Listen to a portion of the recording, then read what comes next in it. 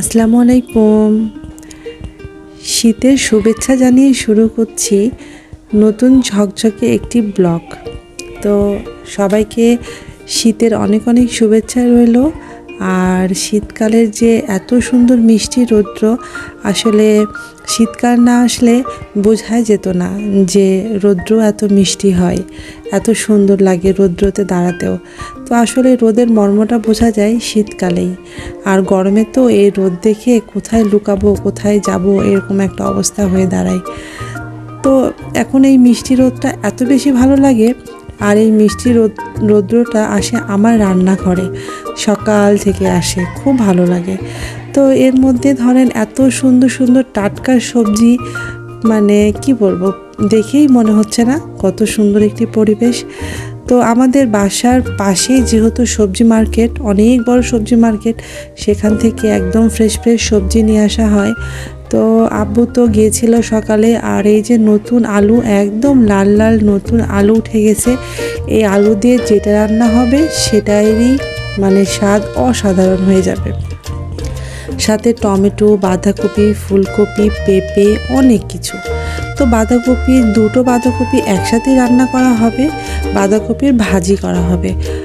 তো আম্মু বলল দুটো একসাথে রান্না করে নে, কারণ হচ্ছে যেহেতু প্রথম সবজি, খেতে খুব ভালো লাগবে।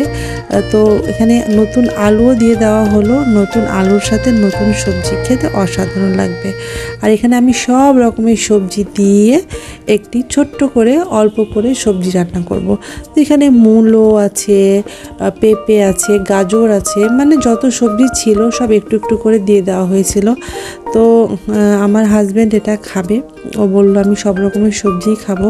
তো আজকে বাসাতে সবজিটাই রান্না হবে বেশি। তো এখানে আমি প্রথমে 5 ফোড়ন দিয়ে সবজিটা একটু ভেজে নিলাম।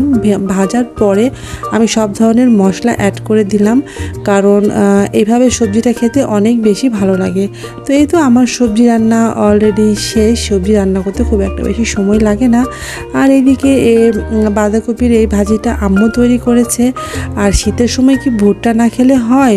ভুট্টা পোড়া তো খাওয়াই লাগবে। আর ভুট্টা পোড়াটা বাসাতে সবাই বেশি আমরা পছন্দ করি। ছাদে আর গেলাম না, বিকেলবেলাতে খুব শীত লাগছিল। ছাদে যে ভুট্টা পোড়ালে মাটির চুলাতে আরও বেশি ভালো লাগতো, তো গ্যাসের চুলাতেই ভুট্টা পোড়ালাম। আর শীতের সময় সন্ধ্যার দিকে কম্বলের মধ্যে ঢুকে এই ভুট্টা পোড়া খেতে যে কী মজা! তো এই তো আমি ভুট্টাগুলো পুড়িয়ে নিলাম, মাত্র দুটোই পুড়িয়েছি। তো এখন আমি ভুট্টা এনজয় করব শীতের সাথে। সবাই ভালো থাকবেন, সুস্থ থাকবেন। আল্লাহ হাফেজ।